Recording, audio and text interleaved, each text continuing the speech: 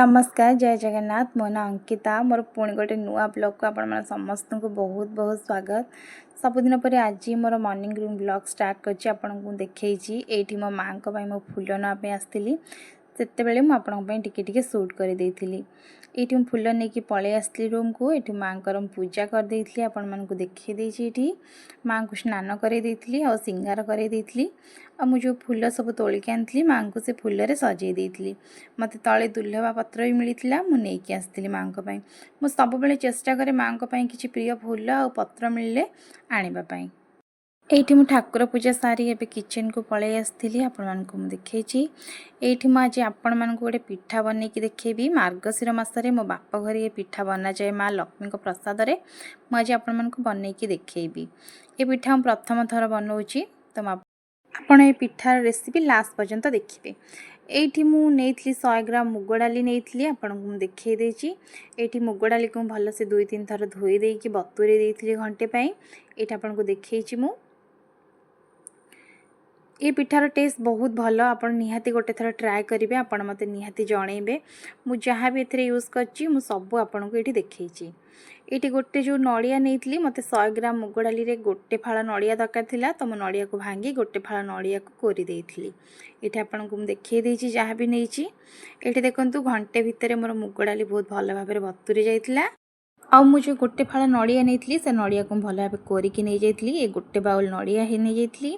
एठी मु 100 ग्राम गुड़ नेइथली, 100 ग्राम मैदा नेइथली, 100 ग्राम सुजी नेइथली, गोटे चमच पान मधुरी एठी मु नेइथली। आपण मैदा बदले अट्टा भी नहीं पारिबे। एठी देखंतु से पान मधुरी मु नेइथली पिठार भल टेस्ट हवा पई। आपण चाहिले को मु गोटा नेइथली, आपण चाहिले गुंड करिके भी नै पारिबे। एठी से मुग डाली और कोरा नड़िया और गुड़ ताको मिसई कि हमको ग्राइंडिंग करिया पड़िबो। म आपण को देखैबी ग्राइंडिंग करके। पानी आपण बिल्कुल देबेनी। एठी देखंतु मु ताको ग्राइंड करके नै आछि। आपण को देखैछि जेमति इडली रा बैटर हुए सेमिति ही माको बाटितिली। आपण को देखै देइछि मु। चेष्टा करेंगे सब बेले एमती ही ग्राइंड कर आनिबा पई। जदि आपन कुछ अधिक लागिला कि नहीं से दो अधिक बहलिया हो गला ताहले आपन पानी यूज करि परिबे। नले इडली रो बैटर जेमिति रुए सेमिति आपन रखियो चेष्टा करिवे। एठी मु तादरे मैदा दे देथिली आपन को देखैछि।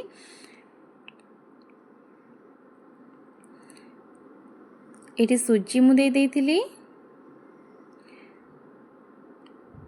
आपण मन को देखै देछि जहाँ भी सब एथिरे मु देछि। एठी मु लूण देछि। लूण आपण स्वाद हिसाब रे देबे। एठी मु टिके बेकिंग पाउडर भी देछि। आपण को देखै देछि। एठी बेकिंग पाउडर देले पिठा बहुत भल भाबरे फुलिबो। आपण ध्यान। एठी मु जो पान मधुरी नेइथली एठी से पान मधुरी को मु दे देइथली। आपण को देखैछि मु एठी तापर ताको भल भाबरे हम मिक्स करि दबा।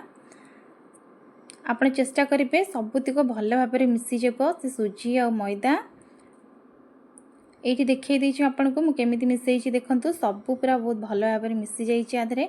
आपण भी एमिति चेष्टा करेंगे सब जिनस को मिसई देबे। एबे ताको भल भाव मिसई दे घंटे आमे ताको रेस्ट पई छाड़ी दबा। एठी मु घोड़े के रेस्ट पई रखी देइथिली। घंटे पर देखिबे से बहुत सुंदर भाव फुली जाइतिला। म आपण मान को देखई देछि। एठी देखंतु बहुत सुंदर भाव हो जाइतिला पेस्ट। एठी गोटे मिनिट 2 मिनिट पर्यंत आपण बहुत भल भाव ताको गोळेई देबे। बैटर जिते भल भाव मिसिबो सेते भल पिठा हबो। एठी आपण को देखैछि। एठी मु तेल गरम करिया को बसई देइथिली। एठी देखंतु तेल ऊपर भी आपण ध्यान देबे। अधिक गरम तेल करिबेनी। गैस को सब बेले आपण मीडियम रे ही रखिथिबे। एठी देखंतु मु गोटे स्पून नै जाइथिली। गोल वाला स्पून मु नेइथिली। एथिरे पकेया आपन को सुविधा पिठा। एठी मु पिठा पकेई कि आपन को देखैछि। देखंतु एठी आपन पिठा रे किछि भी करिया आपन को पड़िबनी। आपन बिल्कुल नुआ खड़िका लगेबेनी। जेतेबेले पिठा ऊपर को उठी आसीबो सेतेबेले आपन पिठा को लेउटेई देबे। एठी आपन को देखै देछि मो पिठा फुली के ऊपर को जेतेबेले उठी आस्तिला सेतेबेले मु लेउटेई देइथिली। एमिति गोल्डन कलर आपन रखिया को चेष्टा करेंगे। एमिति बहुत सुंदर देखा जिवो। बेसी आपन तेल रे बेसी टाइम रखिबेनी नाले अधिक पिठा तेल टाणिले भल लागिबनी खाइबा पई। एठी देखंतु मु बनै कि आपन को देखैछि पिठा सब केते नरम नरम हेइछि मो पिठा। बहुत सुंदर भी हेइछि और बहुत भल फुली भी थिला। एठी पिठा मु फर्स्ट टाइम बनैथिली। मो हस्बैंड और मो झियो को देइथिली खाइया पई। एबे आपन को देखैबी से माने खाइ के जे कोन कहउचंदी। ये पिठा मो जेजेमा मो बोऊँ ठारू मु शिखी तो मु फर्स्ट टाइम ये पिठा बनई आपण निहाती गोटे थर ट्राए करेंगे ये पिठा बनवाई आ मत निहाती कमेंट कर जनइबे आपण पिठा केमती होइथिला। एठी देखंतु एठी मो झील को हस्बैंड को खाइबा देला बेले से माने मते पचारुथिले एटा कोन बनैछ मो झील भाबुची काकेरा पिठा सी तो जानिनी सब ताकू बहुत टेस्ट लागिची से कहूँ कि बाबा तुम मते खुआई दियो तो मो हस्बैंड ताकू खुआई दौरान ताकू बहुत भल लगी से आपको देखी तार रिएक्शन। आज ब्लॉग मोर एतिकी थिला जदि ब्लॉग भल लगी निहाती मो चैनल को लाइक शेयर सब्सक्राइब करदे। पुणी देखा गोटे नुआ ब्लॉग रे। आज मु रही जाऊँगी। जय जगन्नाथ।